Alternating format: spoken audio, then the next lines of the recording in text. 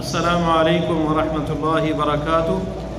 الحمد للہ وحدہ والصلاة والسلام علی من لا نبی بعدہ، اما بعد فاعوذ باللہ السمیع العلیم من الشیطان الرجیم۔ رب اشرح لی صدری ویسر لی امری واحلل عقدۃ من لسانی یفقہوا قولی۔ معزز سامعین، پیارے نبی صلی اللہ علیہ وسلم خلیل اللہ، اللہم صلی وسلم علیہ وبارک وسلم تسلیما کثیرا، ان پر ہزاروں لاکھوں کروڑوں درود و سلام ریت کے ذرات کے برابر، اور جب تک لیل و نہار ہیں اور جتنے ستارے ہیں آسمان میں، تو نبی علیہ السلام کی سنت سے پیار آپ سے پیار ہے، آپ سے محبت ہے۔ اور یہ ادب تھا صحابہ کرام کا کہ نبی علیہ السلام کی مجلس میں جب بیٹھتے تو گویا کأن علی رؤوسہم الطیور، گویا ان کے سروں پہ پرندے بیٹھے ہیں، اڑ نہ جائیں۔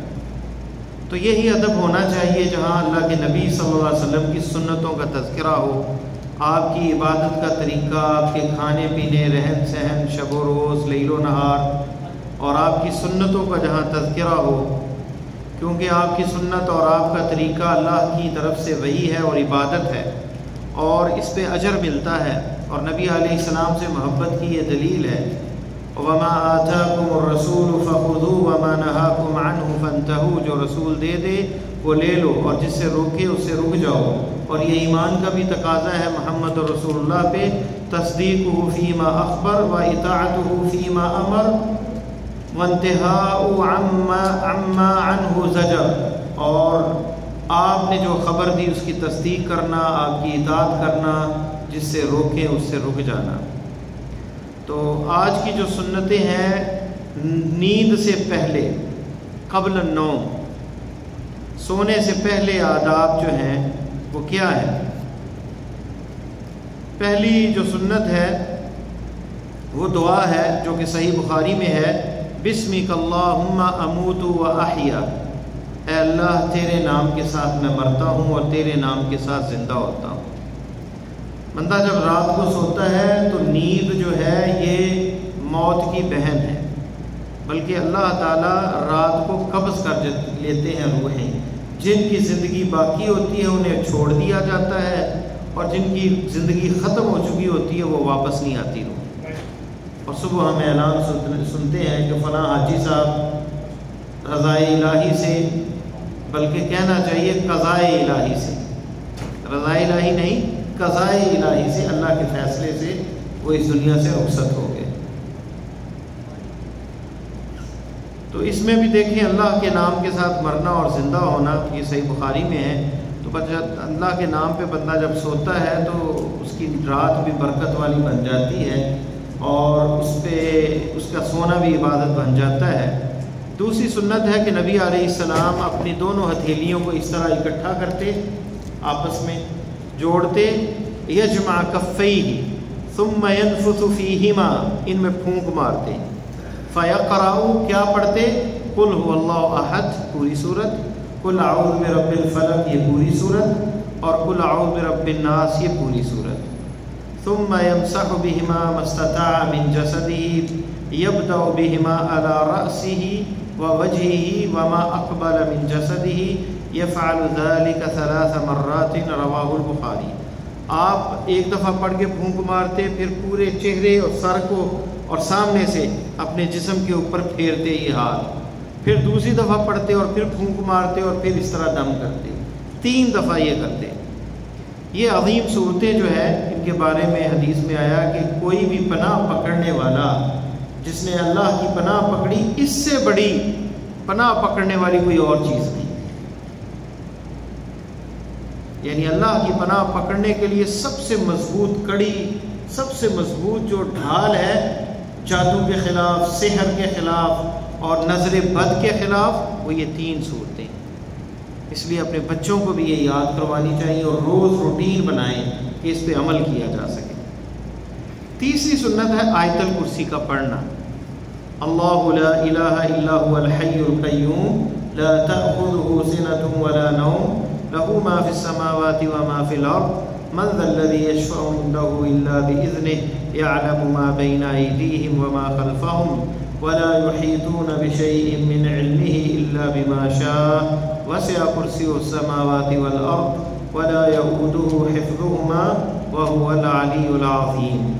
تو یہ آیت الکرسی سب سے عظیم آیت ہے قرآن مجید کی، کیونکہ اس میں اللہ تعالیٰ کا تذکرہ ہے، اللہ کی عظمت کا تذکرہ ہے، اللہ کی کرسی کا تذکرہ ہے۔ اور کرسی جو ہے موضع قدم الرب، جہاں پہ ہمارے ہاں اردو میں کرسی کہتے ہیں جس کے اوپر بیٹھتے ہیں۔ کرسی کا اصطلاحی اور لغوی معنی کیا ہے؟ جس کے اوپر پاؤں رکھے جاتے ہیں۔ ٹیبل ہوتا ہے اور کرسی ہوتی ہے، اور پاؤں کے نیچے ایک چھوٹا سا لکڑی کا بنا ہوتی ہے چبوترا سا، اس کے اوپر پاؤں رکھے جاتے ہیں، اسے کرسی کہا جاتا ہے۔ یہ ہے اصل کرسی جو ہے۔ تو وہ کرسی جو ہے اس نے ساتوں آسمان کا گھیراؤ کیا ہوا ہے۔ وسع کرسی السماوات والارض، زمین و آسمان کا گھیراؤ یعنی اتنی بڑی ہے، اور اللہ تعالیٰ عرش کے اوپر ہے، اور کرسی کے اوپر اللہ کا جو ہے وہ عرش کے اوپر کرسی ہے، اور کرسی نے اس کا گھیراؤ کیا ہوا ہے۔ اور اللہ تعالیٰ عرش پہ ہیں، کیسے ہیں؟ جیسے اس کی شان کے لائق ہے، تشبیہ نہیں کی جا سکتی۔ اس آیت الکرسی کو پڑھنے کا کیا ثمرہ ہے، کیا فائدہ ہے؟ حدیث میں آتا ہے من قرأها لم يزل علیہ من اللہ حافظ، جو اس کو پڑھتا ہے اللہ کی طرف سے حفاظت کرنے والا رہتا ہے، ولا یقربہ الشیطان، شیطان قریب نہیں اس کے آتا، کما صح فی الحدیث السابق، اسی حدیث میں یہ ذکر ہے۔ یعنی اللہ کی طرف سے ایک نگہبان، ایک پہرے دار، ایک چوکیدار مقرر ہو جاتا ہے جو حفاظت کرتا ہے، اور شیطان اس کے قریب نہیں آتا۔ دوسری ایک دعا ہے جو کہ بخاری مسلم میں ہے، بسمک ربی وضعت جنبی، تیرے نام کے ساتھ اے میرے رب میں نے اپنی پیشانی کو رکھا، وبک ارفعہ، اور اسی کے ساتھ اٹھاؤں گا، ان امسکت نفسی، اگر تو نے میرے نفس کو پکڑ لیا، روک لیا، یعنی میری روح کو قبض کر لیا، فرحمھا، پس اس پر رحم کرنا، وَإِنْ أَرْسَلْتَهَا، اور اگر اسے چھوڑ دیا، یعنی میری اگر زندگی لکھی ہے، فَاحْفَظْهَا، تو اس کی حفاظت کرنا، بِمَا تَحْفَظُ بِهِ عِبَادَكَ الصَّالِحِينَ، جیسے تو اپنے نیک بندوں کی حفاظت کرتا ہے۔ تو یہ بخاری اور مسلم کے اندر لفظ ہے۔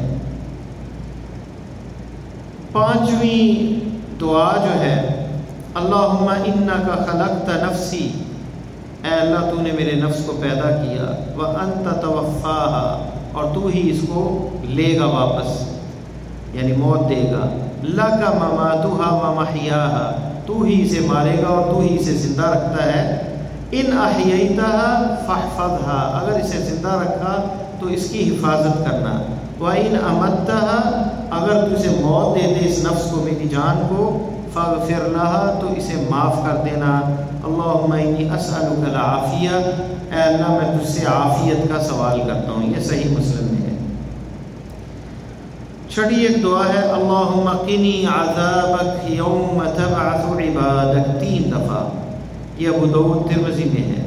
یہ اس وقت کہے، وَيَقُولُهُ إِذَا وَضَعَ يَدَهُ الْيُمْنَى تحت خدہ، دایاں ہاتھ اپنی دائیں جو وجنا ہے، دائیں جو گال ہے، اس کے نیچے، اس چہرے کے اوپر جو ہے یہ ہاتھ رکھ کے کروٹ دائیں لے کے یہ کہے، اللہم قنی عذابک، اے اللہ مجھے اپنے عذاب سے بچا، یوم تبعث عبادک، جس دن تو اپنے بندوں کو اٹھائے گا۔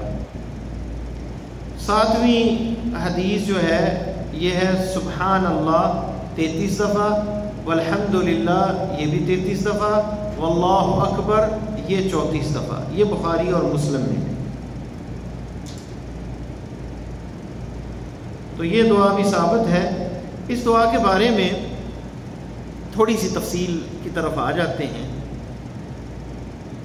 فاطمہ رضی اللہ تعالی عنہا نبی علیہ السلام کے گھر جاتی ہیں غلام لینے کے لیے۔ جنگ تھی، جہاد تھا، مسلمان قیدی کر کے لاتے تھے کافروں کو، وہ پھر غلاموں کی شکل میں تقسیم کیے جاتے تھے اور ان سے کام لیا جاتا تھا۔ اس دور میں کیونکہ جہاد قائم تھا اور غلاموں کا نظام بھی تھا، تو کہا کہ پانی بھرنا، آٹا جو ہے پیسنے کے لیے پتھر کی چکی کا استعمال، اور ہاتھ جو ہے ان پہ چھالے پڑ جاتے تھے اور مشقت تھی کافی۔ تو سوچا کہ غلام کا پتہ کریں کہ کوئی غلام مل جائے۔ اللہ کے نبی صلی اللہ علیہ وسلم کے پاس جاتی ہیں تو نبی علیہ السلام گھر میں نہیں تھے، واپس آ جاتی ہیں۔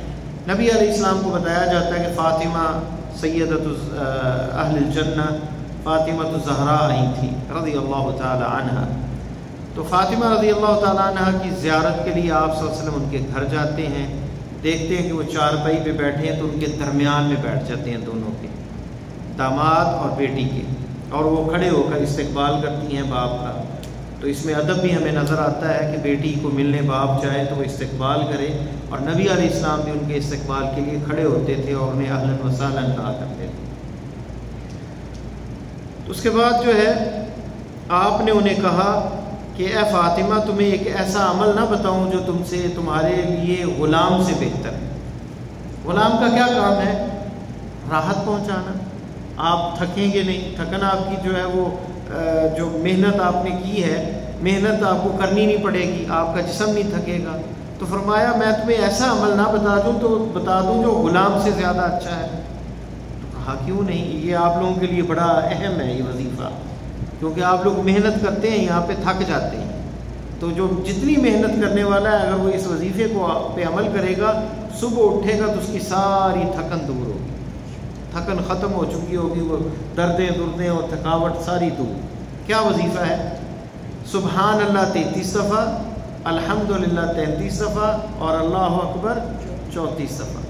یہ پڑھ کے آپ سنیں تو دیکھیں یہ وہ وظیفہ آپ صلی اللہ علیہ وسلم نے فاطمہ رضی اللہ تعالیٰ عنہ کو بتایا کہ غلام سے بہتر ہے کہ تم اس پر عمل کر دو۔ تو اللہ کے نبی صلی اللہ علیہ وسلم کی بیٹی جو سیدۃ اہل الجنت، عورتوں کی سردار ہے جنت میں، انہیں وظیفہ بھی بڑا شاندار بتایا ہے، اور یہ صرف ان کے لیے نہیں، تمام امت کے لیے ہے۔ آپ لوگ بھی اس پہ عمل کر سکتے ہیں، مائیں اور بیٹیاں جو گھروں میں کام کرتی ہیں تھک جاتی ہیں وہ بھی اس پہ عمل کر سکتی ہیں۔ تو ہمیں مشکات نبوت سے وہ قیمتی موتی ملتے ہیں، وہ سنتوں کے اندر وہ فوائد و ثمرات ملتے ہیں جو آخرت میں تو اجر بہت زیادہ ہے، تو دنیا میں بھی بندہ محروم نہیں رہتا، دنیا میں بھی اس کے اثرات ہیں۔ اب یہ جو عمل ہے اس لیے نہیں کرنا ہم نے کہ ہماری تھکن دور ہو جائے، بلکہ اس میں اللہ کی رضا کے لیے ہے۔ سبحان اللہ، الحمدللہ، اللہ اکبر کہنے سے، ایک دفعہ کہنے سے، سبحان اللہ کہنے سے جنت میں درخت لگ جاتا ہے، الحمدللہ کہنے سے بھی لگ جاتا ہے، اللہ اکبر کہنے سے بھی لگ جاتا ہے۔ بلکہ ایک حدیث میں صحیح مسلم میں آتا ہے کہ سبحان اللہ تملأ المیزان، اگر سبحان اللہ کی نیکی کی کوئی شکل یا صورت یا وزن ہوتا ہے نا، تو اللہ کا جو ترازو ہے جس میں اعمال کو تولا جائے گا وہ بھر جائے۔ سبحان اللہ والحمدللہ تملأ ما بین السماوات والارض، اور الحمدللہ ساتھ کہا جائے سبحان اللہ والحمدللہ، تو یہ آسمان اور زمین کے درمیان جو حصے ہیں، 7 آسمان ہیں، 7 زمینیں ہیں، جو کچھ اس میں ہے، یہ اس ساری چیزوں کو اگر اس کا حجم ہو اس نیکی کا تو بھر دے۔ کتنا اجر ہے یہ کہ اگر اس کی شکل ہو، وزن ہو، تو یہ اتنا اس کا اجر ہے سبحان اللہ الحمدللہ کا، اور اللہ اکبر اللہ تعالیٰ کی عظمت کا یہ ترانہ ہے۔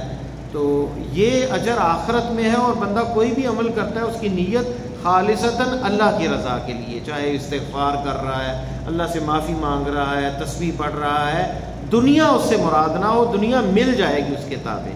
آپ نے اگرچہ بتایا ہے کہ استغفار کرنے سے تنگی دور ہوتی ہے، لیکن یہی مطمع نظر نہ ہو کہ تنگی دور ہو، بلکہ مطمع نظر اللہ کی رضا ہو اور اپنے گناہوں کی معافی ہو، تو تنگی بھی اس کے ساتھ دور ہو جائے گی۔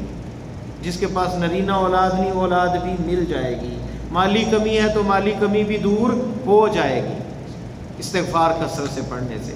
لیکن اصل نیت تمام عبادات میں سب سے، میں نے پہلے بھی بتایا تھا آپ کو، عمل کی قبولیت کے لیے 2 شرطیں ہیں، ایک اخلاص اور دوسرا سنت کے مطابق۔ اب دیکھیں یہ وظیفہ اللہ کے نبی صلی اللہ علیہ وسلم کی مہر والا ہے، آپ صلی اللہ علیہ وسلم کی مہر لگی ہوئی اس وظیفے پہ، آپ نے بتایا ہے، صحیح حدیث میں ہے۔ لیکن بہت سے ایسے وظیفے ہیں لوگوں نے گھڑ لیے ہیں، جی سورہ فاتحہ 40 دفعہ پڑھیں اور ایسا ہو جائے گا، سورہ لہب، سورہ فیل آپ 40 دفعہ پڑھ لیں اور پتھروں کے اوپر پڑھ کے کسی کے گھر میں پھینک دیں اور وہ گھر والے بھاگ جائیں گے وہاں سے اور ان پہ عذاب آ جائے گا اگر وہ تنگ کر رہے ہیں۔ پتہ نہیں کیسے کیسے لوگوں نے وظیفے بنا لیے۔ اصل وظائف وہ ہیں جو اللہ کے نبی صلی اللہ علیہ وسلم نے بتایا۔ باقی تجربات ہو سکتے ہیں لوگوں کے، لیکن اسے سنت کہہ کے نشر نہیں کر سکتے ہیں، وہ ذاتی اجتہاد ہوگا کسی کا کہ اتنی دفعہ پڑھنے سے یہ فائدہ ہو جاتا ہے، سورہ رحمان کا دم کریں بار بار، کینسر کو فائدہ ہوتا ہے۔ یہ تجربات تو ضرور ہو سکتے ہیں، حرج نہیں، لیکن اس کو نشر نہیں کیا جا سکتا کہ یہ اس طرح یہ وظیفہ ہے اور یہ سنت ہے، اسے سنت نہ سمجھا جائے۔ لیکن یہ جو وظائف ہیں جو آپ نے بتائے ہیں یہ سب سے اعلیٰ اور عرفہ ہے۔ تو سبحان اللہ والحمد للہ واللہ اکبر۔ 8ویں جو دعا ہے الحمدللہ الذی اطعمنا وسقانا، ساری تعریفیں اس اللہ کے لیے جس نے ہمیں کھلایا، جس نے ہمیں پلایا، وکفانا ہمیں کفایت کر گیا اللہ، وآوانا اور ہمیں گھر دیا آرام کے لیے، فکم ممن لا کافی ولا مأوی، کتنے ایسے جن کے لیے ناکافی چیزیں ہیں، انہیں ان کی حاجات پوری نہیں ہوتی اور نہ ان کا کوئی ٹھکانہ ہے جہاں وہ آرام کر سکیں۔ تو یہ شکر ہے اس دعا کے اندر، شکر کے کلمات ہیں۔ 9ویں حدیث ہے اللہم عالم الغیب والشہادہ فاطر السماوات والارض، اے عالم غیب، ظاہر غیب اور حاضر کا علم رکھنے والا، وہ اللہ تعالیٰ ہے۔ غیب کا عالم جو ہے صرف اللہ ہے اور کوئی نہیں۔ نبیوں کو علم غیب دیا ہے لیکن وہ عالم غیب نہیں ہے، عالم غیب صرف اللہ تعالیٰ ہے۔ وَعِندَهُ مَفَاتِيحُ الْغَيْبِ لَا يَعْلَمُهَا إِلَّا هُوَ، اللہ کے پاس غیب کی چابی ہیں، اللہ کے علاوہ کسی کے پاس نہیں۔ باقی انبیاء کو خبریں دی ہیں غیب کی جنہوں نے اپنی امت کو بتایا۔ فاطر السماوات والارض، جو آسمانوں اور زمینوں کو بنانے والا ہے، پیدا کرنے والا ہے۔ رب کل شیء وملیکہ، ہر چیز کا رب، پالنے والا، اس کا مالک۔ اشہد ان لا الہ الا انت، میں گواہی دیتا ہوں کہ تیرے علاوہ کوئی معبود برحق نہیں۔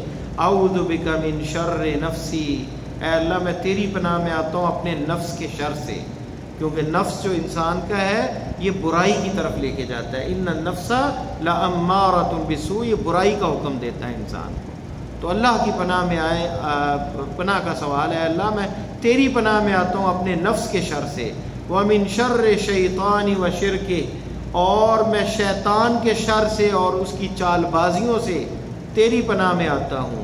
وان اقترف علی نفسی سوءا او اجرہ الی مسلم، اور میں اس سے بھی پناہ مانگتا ہوں کہ اپنے نفس پر کوئی گناہ کر لوں، کوئی ظلم کر لوں، او اجرہ الی مسلم، یا پھر کسی مسلمان کو اذیت دے دوں، اس کے اوپر کوئی یعنی ظلم کر دوں، اس کی بھی پناہ مانگتا ہوں۔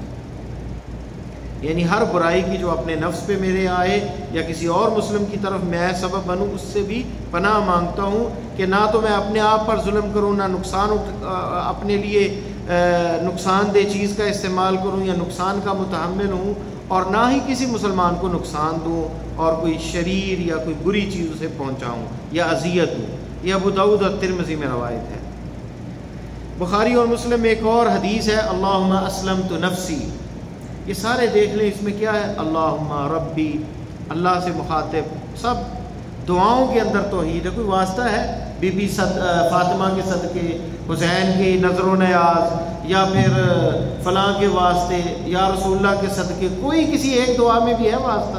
ڈائریکٹ اللہ کو پکارا گیا۔ یہ ہے تربیت نبی علیہ السلام کی توحید کہ ایک اللہ کو پکارا جائے۔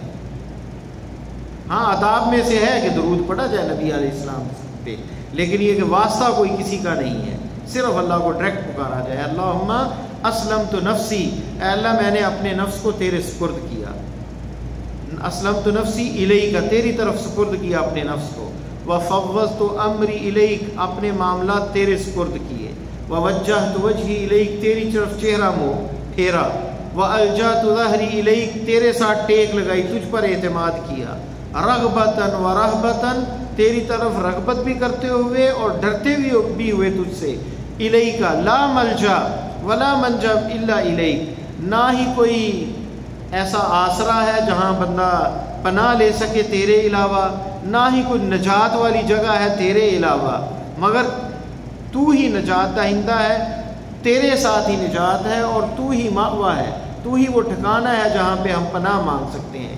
آمنت بکتابک الذی انزلت، میں ایمان لایا تیری کتاب کے اوپر جو تو نے نازل کی، وبنبیک الذی ارسلت، اور تیرے نبی پر ایمان لایا جس کو تو نے بھیجا۔ یہ بخاری اور مسلم میں دیکھیں، اپنے نفس کو سپرد کیا، اپنی پیٹھ بندہ جو ہے وہ تعبیر ہے یہ کہ تجھ پر توکل ہے، ٹیک میں تیرے ساتھ لگاتا ہوں، تجھ پر بھروسہ کرتا ہوں، اپنے سارے معاملات تیرے سپرد کرتا ہوں۔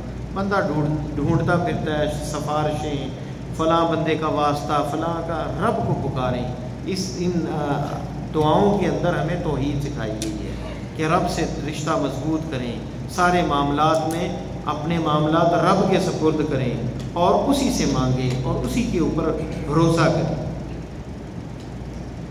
11ویں حدیث ہے، 11ویں دعا جو ہے، اللہم رب السماوات السبع ورب العرش العظیم، اے 7 آسمانوں کے رب، اے میرے اللہ، ورب العرش العظیم، اور عرش عظیم کے رب، ربنا ورب کل شیء، ہمارے رب اور ہر چیز کے رب، خالق الحب والنوا، جو دانے کو بھی توڑنے والا ہے، گٹلی کو بھی پھوڑنے والا ہے، ومنزل التوراۃ والانجیل، تورات اور انجیل، والفرقان اور قرآن کو اتارنے والا، اعوذ بک من شر کل شیء انت آخذ بناصیتی، میں تیری پناہ میں آتا ہوں ہر چیز کے شر سے جس کی پیشانی تیرے قبضہ قدرت میں ہے، تیرے ہاتھ میں ہے، تو اسے پکڑے ہوئے ہے۔ اللہم انت الاول، اے اللہ تو ہی اول ہے، فلیس قبلک شیء، تجھ سے پہلے کچھ بھی نہیں، وانت الآخر، اور تو آخری ہے، فلیس بعدک شیء، تیرے بعد کچھ نہیں ہے، وانت الظاہر فلیس فوقک شیء، تو ظاہر ہے، تیرے اوپر کوئی چیز نہیں،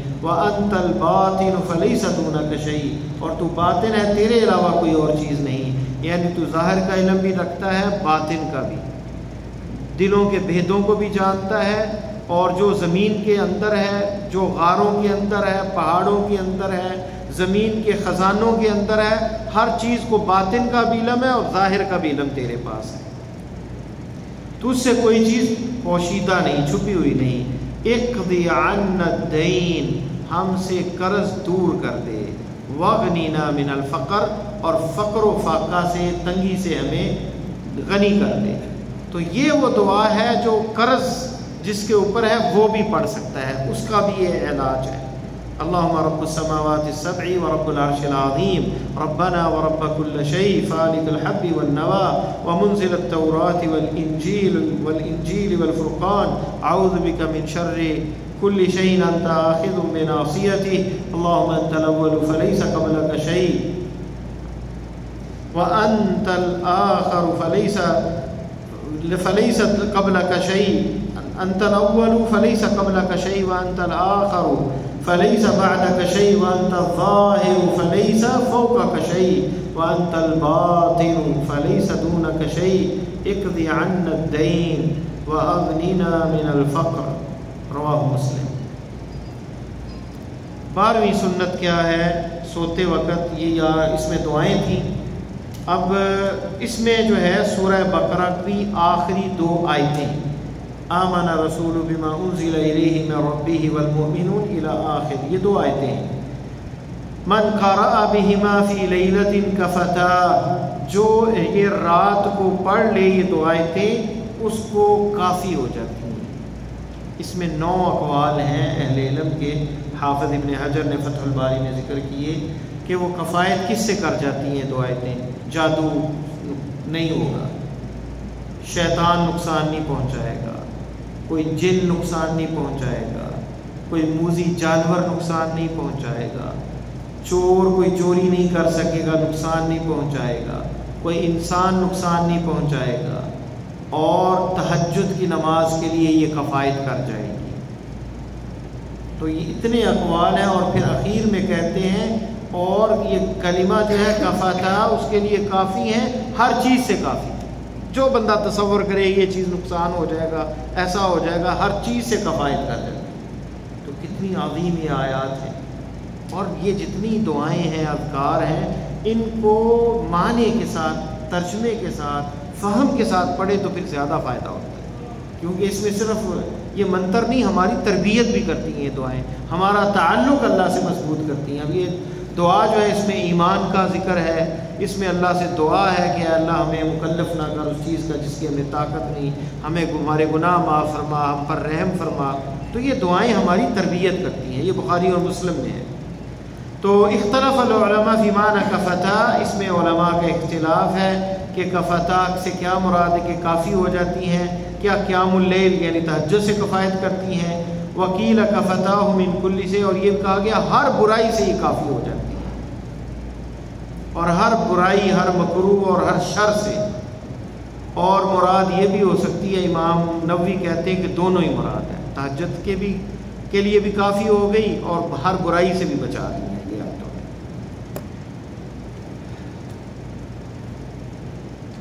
ایک اور سنت، بندہ سوئے تو طہارت کے ساتھ باوضو ہو کے، حدیث میں ہے اذا اتیت مضجعک فتوضا، وضو کر کے سو۔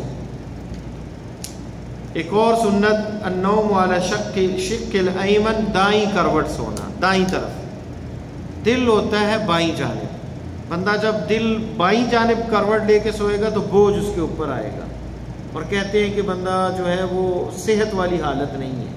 صحت مند حالت سونے کی جو ہے صحیح جو پوزیشن ہے وہ رائٹ ہے، یہ میڈیکل سائنس بھی اب کہتے ہیں۔ تو یہ دیکھیں سنت آپ کی صلی اللہ علیہ وسلم کی کہ دائیں جانب کروٹ لے کے سوئے، یہ بخاری اور مسلم میں ہے۔ ثم استجع علی شقیق الایمن، اور اپنا دایاں ہاتھ اپنی یہ چہرے کے نیچے رکھے، دائیں گال کے۔ کان اذا رکض وضع یدہ الیمنی تحت خدہ، اپنی اس گال کے نیچے جو ہے دایاں ہاتھ رکھے، یہ ابو داؤد کے اندر ہے۔ چھوٹی ایک اور حدیث جو ہے ان ينفض الفراش، اپنے بستر کو جھاڑ کے سوئیں۔ اب دیکھیں یہ 1400 سال پہلے آپ نے بتایا، جو آج میڈیکل سائنس ہمیں بتاتی ہے، اس سنت کا اس وقت لوگوں میں دنیاوی کوئی فائدہ نہیں، الا کہ لوگ عمل کرتے ہوں گے کہ پیارے حبیب صلی اللہ علیہ وسلم نے کہا ہے، تو ظاہری اس وقت بھی فائدہ تو ہوتا ہوگا کہ آپ کو پتہ نہیں کہ آپ کے بستر پہ کوئی بچھو آ کے بیٹھ گیا، کوئی زہریلی چیز ہے، جھاڑنے سے وہ ختم ہو جائے گی پورا بستر آپ جب جھاڑیں گے۔ لیکن ایک نئی چیز جو میڈیکل سائنس نے بتائی اس وقت، جو لوگوں میں یہ پتہ نہیں تھا، اور آپ صلی اللہ علیہ وسلم نے دیکھیں یہ من جانب اللہ اس چیز کی دلیل ہے۔ انسان کے جسم کے بہت سے ٹیشوز، یہ جو جسم ہے، یہ آپ کی جلد ہے، یہ ڈیڈ سیل اس میں ہوتے ہیں جو بڑے باریک ہوتے ہیں، آنکھ سے نظر نہیں آتے، ہم آنکھ سے دیکھ نہیں سکتے۔ آپ کو یہ بھی علم ہے کہ آپ کی آنکھوں میں ایک کیڑا ہے یہاں، یہ بالوں کے ساتھ، جو انڈے بھی دیتا ہے یہاں آنکھوں پہ، اور جب آپ سوتے ہیں رات کو وہ آپ کے چہرے پہ گھومتا ہے، اور چہرے کی جو ڈیڈ سیل ہیں، یہ چہرے کے اوپر جو جلد پرانی ہوگی، یہ مر چکی ہے، اس کو وہ کھاتا ہے اور ہمیں احساس ہی نہیں ہوتا۔ اگر وہ نہ کھائے تو ہمارے چہرے پہ جو ہے وہ حالت خراب ہو جائے، کیونکہ نئی جلد آتی رہتی ہے اور پرانے جو سیلز ہیں اور جو ٹیشو ہیں جلد کے وہ ختم ہو جاتے ہیں، ڈیڈ ہو جاتے ہیں، تو ان کو وہ اس کی خوراک ہے۔ اسی طرح وہ ڈیڈ سیل آپ کے بستر پر اکٹھے ہوتے رہتے ہیں، جب آپ اس کو جھاڑتے ہیں، رات سوتے ہیں اور اس کو جھاڑتے ہیں تو وہ جھاڑنے سے دور ہوتے ہیں، جھاڑنے سے وہ اتر جاتے ہیں۔ اگر آپ نہیں جھاڑیں گے تو وہ پڑے رہیں گے 1 دن 2 3، اس سے پھر بیکٹیریا پیدا ہوگا اور بیماریاں لگیں گی۔ تو دیکھیں ایک چھوٹی سی سنت ہے اور کتنا اس میں ہماری صحت کے لیے بھی فائدہ ہے، اور کہہ لیں کہ اللہ کے نبی صلی اللہ علیہ وسلم سے محبت کی بھی یہ علامت ہے کہ اگر ہم اس سنت کو اپنائیں گے کہ دنیاوی فائدہ بھی ہوگا، اور آپ صلی اللہ علیہ وسلم کی یہ سنت ہے۔ تو آپ صلی اللہ علیہ وسلم رحمت للعالمین ایسے ہی نہیں، ہماری دنیا سنوارنے بھی آپ آئے ہیں آخرت کے ساتھ ساتھ۔ حدیث میں آتا ہے اذا آوى احدكم الى فراشه فلينفض فراشه، یہ حکم آپ نے دیا، تنبیہ کی ہے، توجہ دلائی ہے، تم میں سے کوئی بستر پہ جائے تو اسے جھاڑے، فإنه لا يعلم ما خلفه بعده، اسے نہیں پتا کہ کون اس میں آیا، ہو سکتا ہے کوئی جن، کوئی شیطان ہی اس پہ لیٹا ہو، آپ اس کے اوپر لیٹ جائیں، ہمیں تو نظر نہیں نہ آتے، پھر وہ کہتے ہیں کہ خواب میں مجھے یہ ہوا اور ایسا ہوا، آ جاتے ہیں نا خواب میں، غلط حرکتیں بھی کر جاتے ہیں شیاطین اور جن۔ کہ میں تو لیٹا تھا، پتہ نہیں مجھے ایسے محسوس ہوا کہ کسی نے مجھے پکڑا ہوا اور مجھ سے بدفعلی کر رہا ہے۔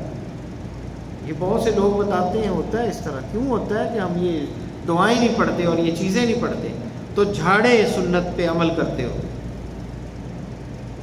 یہ بخاری اور مسلم میں ہے۔ سورہ کافرون جو ہے، اس کو پڑھنا جو ہے، اس کے بارے میں آتا ہے انہا براءۃ من الشرک قل یا ایھا الکافرون۔ 3 قل تو ہم نے پہلے بتائے، وہ سنت ہے۔ اس کا پڑھنا جو ہے شرک سے یہ براءت جو ہے، اس سورت کے پڑھنے سے بندہ براءت کا اظہار گویا کرتا ہے۔ یہ ابو داؤد میں ہے اور ترمذی اور مسند احمد، اور شیخ ابن حبان نے اسے صحیح کہا، صحیح ابن حبان کے اندر، اور مستدرک حاکم میں بھی ہے، اور انہوں نے اسے حسن کہا، جس کی امام ذہبی نے تحسین کی ہے، اور شیخ البانی نے بھی صحیح کہا۔ یعنی قل یا ایھا الکافرون ایک دفعہ پڑھ لے، گویا اپنے شرک سے برات کا اعلان کر دیا۔ قل یا ایھا الکافرون، کہہ دیجئے اے کافرو، لا اعبد ما تعبدون، میں اس کی عبادت نہیں کرتا جس کی تم عبادت کرتے ہو۔ تو یہ اعلان ہے شرک کے خلاف، تو یہ بھی ایک دفعہ بندہ پڑھ لے۔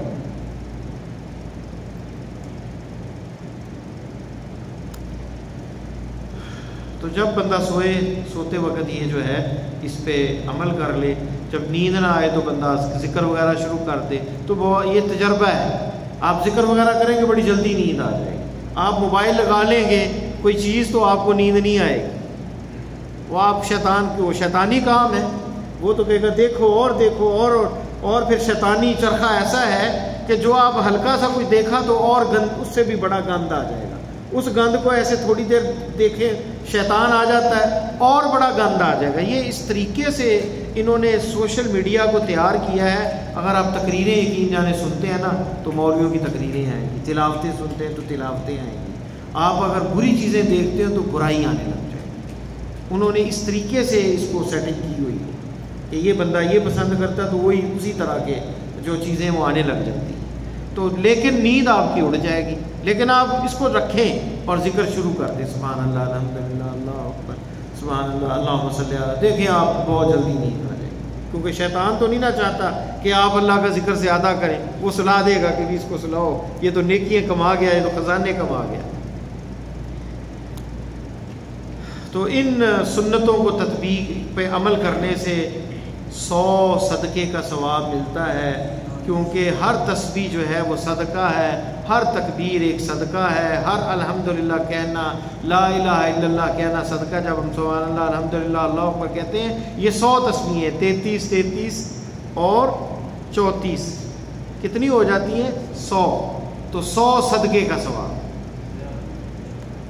اور پھر 100 جنت کے اندر درخت لگتے ہیں ان تسبیحات سے، جیسا کہ حدیث میں آتا ہے۔ پھر اللہ تعالیٰ اس بندے کی حفاظت کرتے ہیں شیطان سے، اور ہر آفت اور مصیبت سے بندہ محفوظ رہتا ہے۔ اور بندے کو اگر موت آ گئی تو اس نے آخر میں اللہ کا نام لیا ہے، اللہ کے نام کے ساتھ موت آئے گی، اور اس کی اطاعت پر، اس پر بھروسہ کرتے ہوئے، اس سے مدد مانگتے ہوئے توحید پہ موت آئے گی۔ اور حدیث میں اندر کیا آتا ہے کہ جو توحید پہ مرا، لا الہ الا اللہ پہ مرا، اس کا من کان آخر کلامہ لا الہ الا اللہ دخل الجنہ، وہ جنت میں جائے گا۔ ہر کام سے پہلے نیت کو خالص ضرور کریں۔ نیت جو ہے، چھوٹے سے چھوٹا عمل، بڑے سے بڑا عمل، نیت جو ہے اس کو درست کریں، کیونکہ تمام اعمال کا دار و مدار نیتوں پر ہے۔ حدیث کے اندر آتا ہے انما الاعمال بالنیات، بے شک عملوں کا دار و مدار نیتوں پر ہے، وانما لکل امرئ ما نوى، ہر بندے کے لیے وہی ہے جس کی اس نے نیت کی۔ یہ بخاری اور مسلم میں ہے۔ بندہ مسلمان جلدی سوئے تاکہ رات کی نماز کے لیے اٹھ سکے یا فجر کے لیے اٹھ سکے، تو اس کی نیند بھی عبادت بن جائے گی۔ حالانکہ جائز ہے سونا، لیکن جب وہ اس نیت سے سوئے گا کہ میں جلدی سوتا ہوں تاکہ میں تہجد پڑھ سکوں یا فجر پڑھ سکوں، سونا بھی عبادت بن جائے گا اس کا۔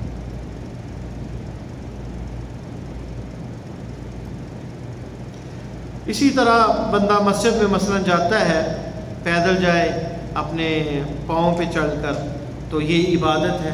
ہر قدم پہ نیکی، ایک درجہ بلند ہوتا ہے۔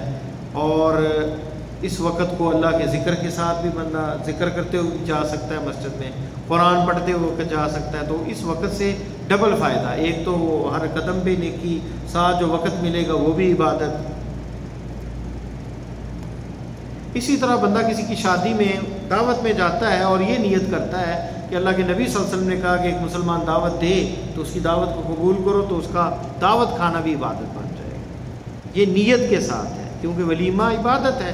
لیکن افسوس یہ کہ ہم ولیمے پہ بھی میوزک، خسرے اور عورتیں نچانے کا سسٹم، عبادت کیسی ہے؟ اب کوئی مسجد میں آ جائے ڈگڈگی لے کے کہ میں نماز پڑھنے آئے ہوں اور ساتھ ڈانس کرے، عبادت کرے، تو لوگ اس کو تھپڑ نہیں ماریں گے، لوگ اس کے جو ہے خلاف نہیں ہو جائیں گے؟ تو بھئی ولیمہ بھی عبادت ہے، وہاں ایسا کیوں نہیں ہوتا؟ وہاں کی غیرت کیوں نہیں جاگتی مسلمانوں کی؟ بھئی یہ بھی عبادت ہے ولیمہ، وہ جی کوئی بات نہیں، خوشی کا موقع ہے جناب، کوئی بات نہیں۔ وہ حاجی صاحب کی داڑھی لمبی لمبی رکھی ہے، وہ بھی جناب نوٹ پھینک رہے ہیں جناب، کہاں کوئی حیا کرو، کوئی داڑھی رکھی، کوئی سنت رکھی ہے تم نے، تمہیں لوگوں کے لیے قدوہ ہونا چاہیے تھا، لوگوں کے سامنے تم بھی یہ حرکتیں، حاجی صاحب وہ خوشی کے اندر جناب وہ جو ہے بیٹے کی شادی اور جو ہے ناچ رہے ہیں، اللہ ہدایت دے۔ تو اس سے کتنا برا میسج جاتا ہے کہ یہ ہے دین، کہ مسجد میں دین کچھ اور ہے، باہر کچھ اور ہے۔ ایک مسلمان تو مکمل ہونا چاہیے، اور یہ ولیمہ تو ویسے ہی عبادت ہے، نکاح بھی عبادت ہے، ولیمہ بھی عبادت ہے۔ کیوں کرتے ہیں ولیمہ؟ کیونکہ اللہ کے نبی صلی اللہ علیہ وسلم کی یہ سنت ہے اور آپ نے فرمایا کہ ولیمہ کرو، تو اس کے اندر ان چیزوں سے بھی بچنا چاہیے۔ تو اس ولیمے کے اندر اگر بندہ جائے تو اس میں بھی اللہ کا ذکر کثرت سے کرے، لوگوں کو جو ہے دعوت دے، اور جو جن کی شادی وغیرہ اگر کوئی درس وغیرہ رکھا دے کسی اہل علم کا تو بہت اچھا ہے کہ لوگوں کو ایک پیغام جائے، توحید کا پیغام جائے، آپ کی سنت کا جائے، اور دین سے محبت کا پیغام جائے۔ تو یہ وہ چیزیں ہیں جن کی ضرورت ہے اور جن کا خیال کرنا چاہیے۔ اللہ تعالیٰ سے دعا ہے کہ اللہ تعالیٰ ہمیں قرآن و سنت پر عمل کرنے کی توفیق عطا فرمائے۔ یہ سلسلہ انشاءاللہ تعالیٰ مزید آگے بڑھائیں گے۔ سبحانک اللہم بحمدک، اشہد ان لا الہ الا انت، استغفرک و اتوب الیک۔ السلام علیکم ورحمۃ اللہ وبرکاتہ۔